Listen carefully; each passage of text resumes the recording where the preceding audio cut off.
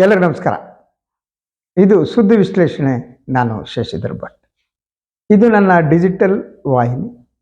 ಇದನ್ನು ಲೈಕ್ ಮಾಡಿ, ಸಬ್ಸ್ಕ್ರೈಬ್ ಮಾಡಿ, ಬೆಲ್ ಐಕಾನನ್ನು ಪ್ರೆಸ್ ಮಾಡೋದಕ್ಕೆ ಮರಿಬೇಡಿ. ಹಾಗೆಯೇ ಸಾಧ್ಯ ಆದರೆ ಸಹಾಯ ಮಾಡಿ, ಕೈಲಾದಷ್ಟು. ತಮ್ಮ ಸಹಾಯವೇ ಸ್ವತಂತ್ರ ಪತ್ರಿಕೋದ್ಯಮಕ್ಕೆ ಶ್ರೀರಕ್ಷೆ ಇದ್ದಂತೆ. ಎಸ್, ಬಹಳ ಮುಖ್ಯವಾದ ಬೆಳವಣಿಗೆ.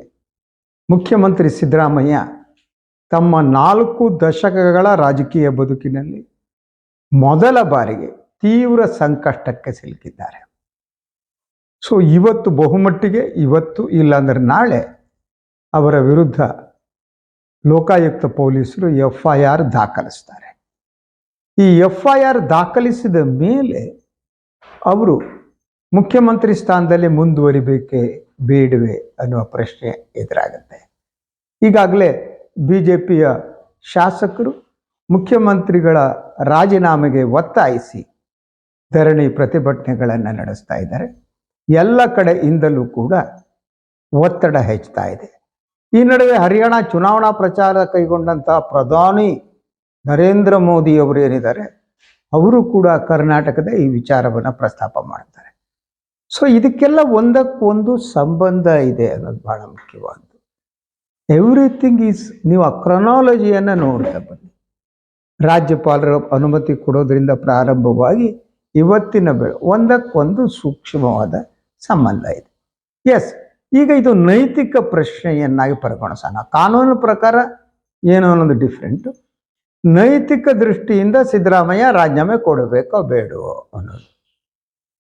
ಸೊ ಒಂದು, ಸಿದ್ದರಾಮಯ್ಯ ನೈತಿಕವಾಗಿ ರಾಜೀನಾಮೆ ಕೊಡಬೇಕು ಅನ್ನೋದು ಸರಿ, ಆದರೆ ಕೇಳುತ್ತಿರುವವರ ನೈತಿಕತೆ ಏನು?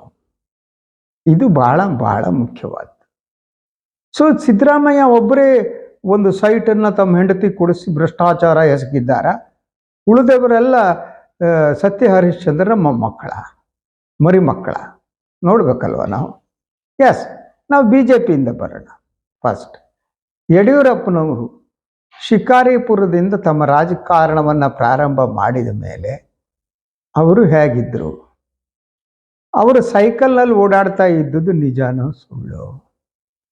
ಶಿವಮೊಗ್ಗ ಬಂದ ಮೇಲೆ ರೈತ ಚಳವಳಿ, ಈ ರೈತರ ಒಂದು ಹೋರಾಟವನ್ನು ಹಮ್ಮಿಕೊಂಡ ಸಂದರ್ಭದಲ್ಲಿ ಅವರು ದುಡ್ಡಿಗಾಗಿ ಯಾರ್ಯಾರನ್ನ ಬೇಡ್ತಿದ್ರು. ಬೆಂಗಳೂರಿಗೆ ಬಂದ ಮೇಲೆ ಅವರು ರಾಜಕಾರಣದಲ್ಲಿ 83ರಿಂದ, ಅಂದರೆ ನಾನೀಗ ಹೇಳ್ತಾ ಇರೋದು, ನೀವು ಒಂದು 83 ಅಂದ್ಕೊಳ್ಳಿ. ಆ ಟೈಮಿಗೆ ನಾನು ಪತ್ರಿಕೋದ್ಯಮ ಬಂದಿದ್ದು. ಆ ಟೈಮಿಗೆ ಸನ್ಮಾನ್ಯ ಯಡಿಯೂರಪ್ಪ, ಸಿದ್ದರಾಮಯ್ಯ ಎಲ್ಲ ಬಂದದ್ದು. ಸೊ ಆ ಕಾಲಘಟ್ಟದಲ್ಲಿ ಏನಿತ್ತು ಅವರ ಆಸ್ತಿ? ಸನ್ಮಾನ್ಯ ಗ್ರೇಟ್ ಯಡಿಯೂರಪ್ಪನವರದ್ದು. ಅವರು ಆ PES ಇನ್ಸ್ಟಿಟ್ಯೂಟ್ ಅಂತ ಶಿವಮೊಗ್ಗದಲ್ಲಿ ಕಟ್ಟಿದ್ರಲ್ಲ, ಅದಕ್ಕೆ ಬಂದಿದ್ದ ದುಡ್ಡು ಯಾವುದು? ಯಾವ ಕಾರಣದಿಂದ, ಎಲ್ಲಿಂದ ದುಡ್ಡು ಬಂತು? ಅದಾದ ಮೇಲೆ ಲೋಕಾಯುಕ್ತ ವರದಿಯಲ್ಲಿ ಅವರ ಮೇಲೆ ಬಂದ ಭ್ರಷ್ಟಾಚಾರದ ಆರೋಪಗಳೇನಿವೆ, ಚೆಕ್ಕಿನ ಮೂಲಕ 20 ಕೋಟಿ ಜಿಂದಾಲ್ದಿಂದ ತೆಗೆದುಕೊಂಡಿದ್ದರಿಂದ ಹಿಡಿದು ಈ ಆರೋಪಗಳು ಏನಿವೆ, ಈ ಆರೋಪಗಳು ಬಹುಮಟ್ಟಿಗೆ ನಿಜ ಅಲ್ವಾ ಯಡಿಯೂರಪ್ಪನವ್ರ ಮೇಲೆ? ಅವರ ಮಗನ ಮೇಲೆ ಇದ್ದಂಥ ಆರೋಪಗಳು ಯಾವ್ದಾವುದು? ಸೊ ಅವರ ಮಗನ ಮೇಲೆ ಬೇರೆ ಬೇರೆ ದಟ್ ಏಜೆನ್ಸಿಗಳ ದಾಳಿ ಆಯಿತು ಅಂತ ಹೇಳಲಾಗ್ತಾ ಇದೆ. ನಾನು ಅದ್ರ ಬಗ್ಗೆ ಮಾತನಾಡಕ್ಕೆ ಹೋಗಲ್ಲ. ಅದ್ರ ದಾಳಿ ಆದದ್ದು ನಿಜ ಅಂತ ಹೇಳಲಾಗ್ತಾ ಇದೆ. ಇವತ್ತು ಅವರು ಎಷ್ಟು ಆಸ್ತಿಯನ್ನು ಹೊಂದಿದ್ದಾರೆ ಅನ್ನೋದನ್ನ ಇನ್ಯಾರ ಹತ್ರ ಕೇಳಬೇಕಾಗಿಲ್ಲ. ಬಸವರಾಜ ಯತ್ನಾಳ್ ಅವರಿದ್ದಾರೆ, ಏನಿದ್ದಾರೆ, ಯತ್ನಾಳ್ ಅವರೇ ಅದ್ರ ಬಗ್ಗೆ ಹೇಳ್ತಾರೆ, ಏನೇನು ಮಾಡಿದ್ದಾರೆ ಇವರು. ಇವ್ರಿಗೆ ನೈತಿಕತೆ ಇದೆಯಾ? ನೈತಿಕತೆಯನ್ನ ಪ್ರಶ್ನೆಯನ್ನು ಒಟ್ಟಾರೆಯಾಗಿ ನೋಡಬೇಕು, ಅಥವಾ ಸಪರೇಟಾಗಿ? ನೈತಿಕತೆ ಅನ್ನೋದು ಸನ್ಮಾನ್ಯ ಸಿದ್ದರಾಮಯ್ಯನವ್ರಿಗೆ ಮಾತ್ರ ಇರಬೇಕು, ಉಳಿದವ್ರಿಗೆ ನೈತಿಕತೆ ಸಂಬಂಧ ಇಲ್ಲ. ಅದು ಫಸ್ಟ್. ಸೆಕೆಂಡ್, ಈಗ ತೀವ್ರವಾದ ಮಾತನಾಡುವ ಶ್ರೀಮತಿ ಶೋಭಾ ಕರಂದ್ಲಾಜೆ ಅವರಿಗೆ ಬರೋಣ. ಯಡಿಯೂರಪ್ಪ ಆದ್ಮೇಲೆ ಶೋಭಾ ಕರಂದ್ಲಾಜೆ ಹತ್ರನೇ ಬರೋದು. ಶೋಭಾ ಕರಂದ್ಲಾಜೆ ಅವರು ಬೆಂಗಳೂರಿಗೆ ಬಂದಾಗ ರಾಜಾಜಿನಗರದಲ್ಲಿ ಒಂದು ಸಣ್ಣ ರೂಮ್ ಇತ್ತು. ಸಿಂಗಲ್ ಬೆಡ್ರೂಮ್ ಅಲ್ಲ, ಒಂದು ಸಣ್ಣ ರೂಮ್ ರೀ. ಸೊ ಆ ರೂಮ್ನಲ್ಲಿದ್ದರು ಕಾರ್ಯಕರ್ತೆ ಅವರು, ಅತಿ ಬಡ ಕುಟುಂಬದಿಂದ ಬಂದ ಹೆಣ್ಮಕ್ಳು. ಅವಳ ಕೈಯಲ್ಲಿ ದುಡ್ಡು ಕೂಡ ಇರಲಿಲ್ಲ. ಮನೆ ಬಾಡಿಗೆ ಕಟ್ಟೋದಕ್ಕೆ ಕಾಸಿರಲಿಲ್ಲ ಶೋಭಾ ಕರಂದ್ಲಾಜೆ ಅವ್ರ ಹತ್ರ. ಮೊದಲು ಸ್ವಲ್ಪ ಕಾಲ ಅವಳ ಮನೆ ಬಾಡಿಗೆಯನ್ನು ಕೊಡ್ತಾ ಇದ್ದರು. ನನಗಿರುವ ಮಾಹಿತಿಯ ಪ್ರಕಾರ, ಸಬ್ಜೆಕ್ಟ್ ಟು ಕರೆಕ್ಷನ್, ರಾಮಚಂದ್ರೇಗೌಡರು. ರಾಮಚಂದ್ರೇಗೌಡರು MLC ಆಗಿದ್ದವರು, BJP ಹಿರಿಯ ನಾಯಕರು. ಅವರು ಸ್ವಲ್ಪ ಮೊದಲಿಂದ ಆಸ್ತಿವಂತರೇ, ದುಡ್ಡಿರೋಂಥ ವ್ಯಕ್ತಿ. ಅವರು ಅದಕ್ಕೆ ಅವರಿಗೆ ದುಡ್ಡು ಕೊಡ್ತಾ ಇನ್ನೊಂದು ಮಾಡ್ತಾ ಬರ್ತಾ ಇದ್ರು. ಭಾಳ ಕಾಲ ಕಾರ್ಯಕರ್ತರೇ ಅದೇ ಶೋಭಾ ಕರಂದ್ಲಾಜೆಗೆ. ಹೀಗೆ ಬೇರೆ ಇವರು ಹಣಕಾಸಿನ ಸಹಾಯವನ್ನು ನೀಡ್ತಾ ಇದ್ದರು. ಇವತ್ತು ಅವರ ಆಸ್ತಿಯ ಬಗ್ಗೆ ಹಲವಾರು ಮಾತುಗಳು ಕೇಳಿಬರ್ತವೆ. ಫಾರ್ ಎಕ್ಸಾಂಪಲ್, ಕೂರ್ಗ್ನಲ್ಲಿ ಎಷ್ಟು ಎಕರೆ ಅಡಿಕೆ ತೋಟ ಇದೆ ಅಂತ ಹೇಳಲಾಗ್ತಾ ಇದೆ. ನನಗೆ ಗೊತ್ತಿಲ್ಲ ಅದು. ಅದರ ಜೊತೆಗೆ ಅವರಿಗಿರುವ ಮನೆ, ಆಸ್ತಿ, ಅದು ಎಷ್ಟೆಷ್ಟೋ ಲೆಕ್ಕಾಚಾರ. ಇದು ಎಲ್ಲಿ ಬಂದದ್ದು? ಪವಾಡ ಸದೃಶವಾಗಿ ಬಂದದ್ದ? ನೇರವಾಗಿ ಅವರು ನಂಬುವ ದೇವರು ಬಂದುಬಿಟ್ಟು ತದಾಸ್ತು, ನಿನಗೆ ವರವನ್ನು ದಯಪಾಲಿಸಿದ್ದೇನೆ, ಸನ್ಮಾನ್ಯ ಯಡಿಯೂರಪ್ಪನವರಿಗೆ ಕೋಟ್ಯಾಂತರ ರೂಪಾಯಿ ಆಸ್ತಿ ಲಭಿಸಲಿ, ಸಾವಿರಾರು ಕೋಟಿ ಅಪ್ಪ ಮಗ ಇರಲಿ. ಹಾಗೇನೆ ಶೋಭಾ ಕರಂದ್ಲಾಜೆ ಇವರು ಭಾಳ ಕಾಲ ಯಡಿಯೂರಪ್ಪನವರಿಗೆ ಹತ್ತಿರವಾಗಿದ್ದವರು, ಅವರಿಗೂ ನೂರಾರು ಕೋಟಿ ರೂಪಾಯಿ ಆಸ್ತಿ ಲಭಿಸಲಿ ಅಂತ ಇದು ಮಾಡೋದನ್ನ, ವರ ಕೊಟ್ಟೋದನ್ನ ದೇವರು ಎಲ್ಲಿಂದ ಬಂತು? ಇನ್ನು ಹಲವು ಪಕ್ಷಗಳಲ್ಲಿ ಹೋಗಿ ಬಂದಂಥ ಸೋಮಣ್ಣವರು, ಅವರು ಕೂಡ ಸಿದ್ದರಾಮಣ್ಣವ್ರ ಬಗ್ಗೆ ಡೆಲ್ಲಿಲಿ ಕೂತ್ಕೊಂಡು ಪ್ರಾಮಾಣಿಕತೆ ಬಗ್ಗೆ ಮಾತನಾಡ್ತಾರೆ. ಅವರು ನಾನು ನೋಡಿದಂಥ ಹಾಗೇನೆ 83ರ ಹೊತ್ತರಿಗೇನೆ ಅವರು ಮೊದಲ ಬಾರಿಗೆ ಕಾರ್ಪೊರೇಟರ್ ಆಗುವ ಇಂಥ ಮೊದಲು ಒಂದು ಕೋಆಪರೇಟಿವ್ ಸೊಸೈಟಿಯಲ್ಲಿ ಸಾಮಾನು ಹಂಚುತ್ತಿದ್ದರು. ಏನು ಹೇಳಿ, ಬೆಳಿಬಾರ್ದು ಅಂತೆಲ್ಲ ಬದುಕಿನಲ್ಲಿ ನಾನು ಹೇಳ್ತಾ ಇರೋದು, ಹೇಗೆ ಬೆಳೆದ್ರು ಅನ್ನೋದು ಭಾಳ ಮುಖ್ಯ. ಅಲ್ಲಿ ಕೋಆಪರೇಟಿವ್ ಸೊಸೈಟಿಯಲ್ಲಿದ್ದವರು ನಂತರ ಇಲೆಕ್ಷನ್ ನಿಂತರು, ಆರಿಸ್ಬಂದರು, ಬೆಳೀತಾ ಬೆಳೀತಾ ಬೆಳೀತಾ ಹೋದರು. ಈಗ ನೀವು BJP ಬೇರೆ ಬೇರೆ ರಾಜಕೀಯ ಪಕ್ಷಗಳಲ್ಲಿ ಸೋಮಣ್ಣನವರ ಒಟ್ಟು ಆಸ್ತಿ ಎಷ್ಟಿರುವುದಬಹುದು ಅಂತ ಚರ್ಚೆ ಮಾಡ್ತಾರೆ. ಆದರೆ ನಿಖರವಾದ ಲೆಕ್ಕ ಯಾರಿಗೂ ಸಿಗ್ತಾ ಇಲ್ಲ. ಎಷ್ಟಿರ್ಬೋದು ಅಂತ ನಾನು ಒಂದು ಸಲ ನಮ್ಮ ಜಗದೀಶ್ ಶೆಟ್ಟರ್ ಅವ್ರ ಮನೆಗೆ ಹೋಗಿದ್ದೆ. ಅವ್ರೊಂದು ದಿವಸ ಕರೆದಿದ್ರು, ನಾನು ಜಗದೀಶ್ ಶೆಟ್ಟರ್ ಮನೆಗೆ ಹೋಗಿದ್ದೆ. ಆ ಮನೆ ಇದು ಡಾಲರ್ಸ್ ಕಾಲೋನಿಯಲ್ಲಿದ್ದಂಥ ಮನೆ. ಅದು ಡಾಲರ್ಸ್ ಕಾಲೋನಿ ಈ ಕಡೆ, ಅದು ಯಾವುದೋ ಎಕ್ಸ್ಟೆನ್ಷನ್ ಅಂತ ಬರುತ್ತೆ. ಅದ್ಭುತವಾದ ಮನೆ. ನಾನು ಈ ಕೂತ ಮನೆ ಮೇಲೆ ಕೆಳಗೆ ನೋಡಿದೆ, ಎಷ್ಟು ಚೆನ್ನಾಗಿದೆ ಅಂತ. ಜಗದೀಶ್ ಶೆಟ್ಟರ್ ಅಂದರು, ಸರ್ ಇದು ನನ್ನ ಬಾಡಿಗೆ ಮನೆ, ಸ್ವಂತ ಅಲ್ಲ ಅಂತ. ನಾನು ಕೇಳಿರಲಿಲ್ಲ. ಹೌದಾ ಅಂತ ಅಂದೆ. ಹೌದು, ಇದು ಸೋಮಣ್ಣವ್ರ ಮನೆ, ನಾನು ಬಾಡಿಗೆ ತಗೊಂಡಿದ್ದೀನಿ ಅಂತ. ಇದನ್ನೆಲ್ಲ ನಾನು ನೋಡಿದ್ದೇನೆ. ಇನ್ನು ನಮ್ಮ ಅಶ್ವಥ್ ನಾರಾಯಣ, ಹೊಂಬಾಳೆ ಅಶ್ವಥ್ ನಾರಾಯಣ ಅವರ ಸಿನಿಮಾ ಇದು ಎಷ್ಟು ಕೋಟಿ ಬಾಳುತ್ತೆ, ಯಾಕೆ ಹಾಕಿದಾಗುತ್ತೆ ಗೊತ್ತಿದೆ ನಮಗೆ ಅಲ್ವಾ? ಹಾಗಿದ್ರೆ ನೀವು ನೈತಿಕತೆಯ ಪ್ರಶ್ನೆಯನ್ನು ಹೇಗೆ ಎತ್ತಿಡ್ತೀರಿ? ನೈತಿಕತೆ ಅನ್ನೋದು ಸಿದ್ದರಾಮಯ್ಯನವ್ರಿಗೆ ಮಾತ್ರ ಇರಬೇಕು, ಉಳಿದವ್ರಿಗೆ ಇರಬೇಕು. ಯಾರು ಇದ್ರ ಬಗ್ಗೆ ಪ್ರಶ್ನೆ ಮಾಡ್ತಾರೆ ಅವ್ರಿಗೊಂದು ನೈತಿಕತೆ ಬೇಕಲ್ವಾ? ಇನ್ನೊಬ್ಬನ ಕಳ್ಳ ಅಂತ ಹೇಳಬೇಕಾದ್ರೆ ನಾವು ಕಳ್ಳರಾಗಿರ್ಕೂಡ್ದು. ಇನ್ನೊಬ್ಬ ಭ್ರಷ್ಟ ಅಂತ ಹೇಳಬೇಕಾದ್ರೆ ನಾವು ಭ್ರಷ್ಟರಾಗಿರ್ಬೇಕು.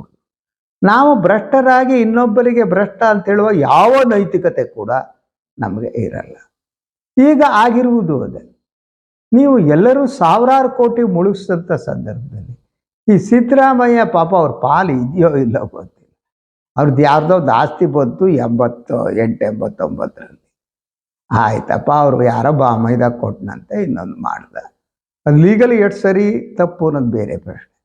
ಅದು ಬಂದಿತ್ತು, ಅದು ಬಂದಾಗ ಅದು 50-50 ಇದ್ರ ಪ್ರಕಾರ ಕೊಡಬೇಕು ಅಂತದ್ದು. 60 ಮೊದಲು 60-40 ಇತ್ತು, ಅಲ್ಲೇನೋ ಆಗಿರ್ಬೋದು. ಅದರ ಜೊತೆಗೆ ಇದರಲ್ಲಿ ಸಿದ್ದರಾಮಯ್ಯನವ್ರ ಪಾತ್ರ ಎಷ್ಟು, ಅವರ ಅಧಿಕಾರ ದುರುಪಯೋಗ ಆಗಿದೆ ಅನ್ನೋದು ಭಾಳ ಮುಖ್ಯವಾದ್ದು. ರಾಜಕಾರಣಿಗಳು ಒಳ ಒಳ ಒಪ್ಪಂದ ಇರುತ್ತೆ. ಆಗಲೂ ಮೂಡದಲ್ಲಿ ಸಿದ್ದರಾಮಯ್ಯ ಅಪೋಸಿಷನ್ ಲೀಡರ್ ಏನೋ ಆಗಿದ್ರು, ಸಿದ್ದರಾಮಯ್ಯದ ಕಂಡ್ರೆ ಕ್ಲಿಯರ್ ಮಾಡ್ಬೋಣ ಅಂತ ಅವ್ರಿಗೆ ಗೊತ್ತಿಲ್ಲದೇನೂ ಮಾಡಿರ್ಬೋದು ಅಲ್ವಾ? ಆ ಚಾನ್ಸಸ್ ಕೂಡ ಇರುತ್ತೆ. ಅದರಲ್ಲಿ ಸಿದ್ದರಾಮಯ್ಯ ನೇರವಾಗಿ ಪಾಲುದಾರರಾಗಿದ್ದಾರೆಯೇ ಇಲ್ವೇ? ಅವರು ಫೋನ್ ಮಾಡಿದ್ದಾರೆ, ಪತ್ರ ಬರೆದಿದ್ದಾರೆ, ಇದು ಮುಖ್ಯ ಆಗಬೇಕು. ಬಟ್ ಇದನ್ನು ಯಾವುದು ಪರಿಗಣನೆಗೆ ತಗೋತಾ ಇಲ್ಲ. ಅಂದರೆ ಇಟ್ ಶೋಸ್ ಒಂದು ಚಕ್ರವ್ಯೂಹದ ಒಳಗಡೆ ಸಿದ್ದರಾಮಯ್ಯನವ್ರನ್ನ ತಳ್ಳಲಾಗಿದೆ. ಅವರದ್ದು ಕಾಂಟ್ರಿಬ್ಯೂಷನ್ ಇದೆ. ನಾನು ಮೊದಲಿಂದ ಹೇಳ್ತಾ ಬಂದೆ, ಸಿದ್ದರಾಮಯ್ಯ ಒಂದು ಆ ಸೈಟ್ಗಳನ್ನ ವಾಪಸ್ ಕೊಟ್ಬಿಡ್ಬೇಕಾಗಿತ್ತು ಫಸ್ಟ್. ಎರಡನೇದು, ಇಲ್ಲಿ ಅವ್ರ ಹೆಂಡತಿ ಒಂದು ಪತ್ರಿಕಾಗೋಷ್ಠಿ ಕರೆದುಬಿಟ್ಟು ನನಗೆ ನನ್ನ ಸಹೋದರ ಕೊಟ್ಟಿದ್ದು ತಗೊಂಡಿದ್ದೆ, ಹಿಂಗಾಯಿತು, ನನಗೆ ಬೇಡ ಅಂತ ಹೇಳಬೇಕಾಗಿತ್ತು. ಆದರೆ ಈ ಯಾರು ಅಧಿಕಾರದಲ್ಲಿ ಇರ್ತಾರಲ್ಲ ಅವ್ರ ಹತ್ರ ಅಯೋಗ್ಯರೇ ತುಂಬಿರ್ತಾರೆ. ಅಧಿಕಾರದಲ್ಲಿರೋರು ಅಯೋಗ್ಯರ ಸಲಹೆನೇ ತಗೊಳ್ಳೋದು, ಯೋಗ್ಯರ ಸಲಹೆ ತಗೊಳ್ಳಲ್ಲ ಅವರು. ಅದರಲ್ಲಿ ಸಿದ್ದರಾಮಯ್ಯನ ಹೊರತಾದವರಲ್ಲ. ಹಿಂಗಿದ್ದಾರಲ್ಲ ಇಂಥವ್ರು, ಆ ಬರಿಗೌಡ್ನ, ಈ ಭೈರತಿ ಸುರೇಶ, ಇಂತಹ ಜನ ಸುತ್ತಮುತ್ತಲು ಸೇರ್ಕೊಂಡು ಅವರಿಗೆ ಸರಿಯಾಗಿ ಸಲಹೆ ಕೊಡದೇನೆ ಮನಸ್ಸಿಗೆ ಬಂದಂಗೆ ಸಲಹೆ ಕೊಟ್ಟು ಅವರನ್ನು ಈ ರೀತಿಯ ಒಂದು ಕಂದಕಕ್ಕೆ ತಳ್ಳಲಾಗಿದೆ. ಈಗ ಇದು ಒಂದು ರಾಷ್ಟ್ರವ್ಯಾಪಿ ವಿಚಾರವಾಗಿ ಕಾಂಗ್ರೆಸ್ಸಿಗೂ ಮುಜುಗರ. ಸಿದ್ದರಾಮಯ್ಯ ರಾಜಕೀಯ ಬದುಕುವಂಗೆ ಕಡ್ರಿ. ಆ ಮನುಷ್ಯ ಎಂದೂ ದುಡ್ಡಿನಿಂದ ಹೋಗಿಲ್ಲ, ನನಗೆ ಗೊತ್ತು. ಸಾವಿರಾರು ಕೋಟಿ ಮಾಡ್ಬೋದಾಗಿತ್ತು. ಇನ್ನವರು ಇವರು ಅಪ್ಪಟ ಪ್ರಾಮಾಣಿಕರಾಗಿದ್ದವರು. ಈ ಯಾವುದೋ ಒಂದು ಸೈಟ್ ವಿಚಾರ ಬಂತು, ನಾನು 2006 ಮನೆಗೆ ದಿನಸಿ ತರೋದಕ್ಕೆ ಅವ್ರ ಕೈಲಿ ದುಡ್ಡು ಇರಲಿಲ್ಲ. ಸತೀಶ್ ಜಾರಕಿಹೊಳಿ ಕಳಿಸ್ತಾ ಇದ್ರು, ಅವರೇ ಹೊರಗೆ ಹೋದ್ರೆ ವೆಹಿಕಲ್. ನಾವು ನೋಡ್ತಾ ಬಂದಿದ್ದು ಇಂತಹ ವ್ಯಕ್ತಿಯ ಬಗ್ಗೆ ಸಾವಿರಾರು ಕೋಟಿ ನುಂಗಿದ್ದ ನನ್ನ ಮಕ್ಕಳು ನೈತಿಕತೆ ಭಾಷಣ ಮಾಡ್ತಾರೆ. ಈಗ ನೋಡ್ತಾ ಇದ್ದೆ ವಿಧಾನಸೌಧ ಹತ್ರ BJPಯ ಬಹುತೇಕ MLAಗಳು ಶಾಲಾ ಹಾಕೊಂಡು ಬಂದು ಕೂತ್ಬಿಟ್ಟಿವೆ. ಅವ್ರು ಒಬ್ಬೊಬ್ಬರು ನುಂಗಿದ್ದು ಎಷ್ಟು ಅಂತ ನೀವು ನೋಡಿದ್ರೆ ಸಾಕು, ಜಲ್ ಅನ್ನತ್ತೆ. ನುಂಗಿ ನೀರು ಕುಡು ಯಾವ್ದ್ರಲ್ಲೂ ಬಿಟ್ಟಿಲ್ಲ. ಕಂಡಲ್ಲಿ ನುಂಗಿದ್ದಾರೆ, ಕಂಡು ತಿಂದಿದ್ದಾರೆ, ಅಮೇಧ್ಯ ತಿಂದಿದ್ದಾರೆ, ರಸ್ತೆಲಿ ಬಿದ್ದಿದ್ದು ತಿಂದಿದ್ದಾರೆ, ಚಿರಂಡಿಲಿ ಬಿದ್ದಿದ್ದು ತಿಂದಿದ್ದಾರೆ. ಅದೇ ಕೊರೋನಾ ಸಂದರ್ಭದಲ್ಲಿ ಎಷ್ಟೋ ಸಾವಿರ ಕೋಟಿ ನುಂಗಿದ್ದಾರೆ. ಅದ್ರ ಬಗ್ಗೆ ಮಾತಾಡಲ್ಲ. ಇವು ಯಾವುದೋ ಒಂದು ಸೈಟ್, ಹೆಂಡತಿ ಸೈಟು ಇದು, ಅದರಲ್ಲಿ ಇವ್ರನ್ನ ಸಿಲುಕಿಸಿ ರಾಜಕೀಯವಾಗಿ ಅವ್ರನ್ನ ಮುಗಿಸೋದೇ ಹೇಗೆ, ಕಾಂಗ್ರೆಸ್ ಮುಗಿಸೋದೇ ಹೇಗೆ, ಇದೇ ದೊಡ್ಡ ಷಡ್ಯಂತ್ರ. ಆದ್ದರಿಂದ ನಾನು ಸಿದ್ದರಾಮಯ್ಯವರ ಕೃತ್ಯವನ್ನು ಡಿಫೆಂಡ್ ಮಾಡಲಾರೆ. So I never defend it. ಅವರು ಕಾನೂನಿನ ಪ್ರಕಾರ ಏನಾಗಬೇಕು ಅದು ಆಗಬೇಕು. ನೈತಿಕವಾಗಿ ಅವರು ರಾಜೀನಾಮೆ ಕೊಡಬೇಕಿತ್ತು. ಆದರೆ ನೈತಿಕತೆ ಪ್ರಶ್ನೆ ಏನಿದೆ, ಆ ಪ್ರಶ್ನೆ ಮಾಡುವ ನೈತಿಕತೆನೇ ಯಾರಿಗೂ ಇಲ್ವಲ್ಲ. ಇಲ್ಲಿ ಯಾರು ಮಾತು ಹೇಳ್ತಾರೆ ನೈತಿಕತೆ ಪ್ರಶ್ನೆ ಮಾಡೋರು? ಯಾರಿಗೆ ನೈತಿಕತೆ ಇದೆ? ಯಾರಿಗೂ ಇಲ್ಲ.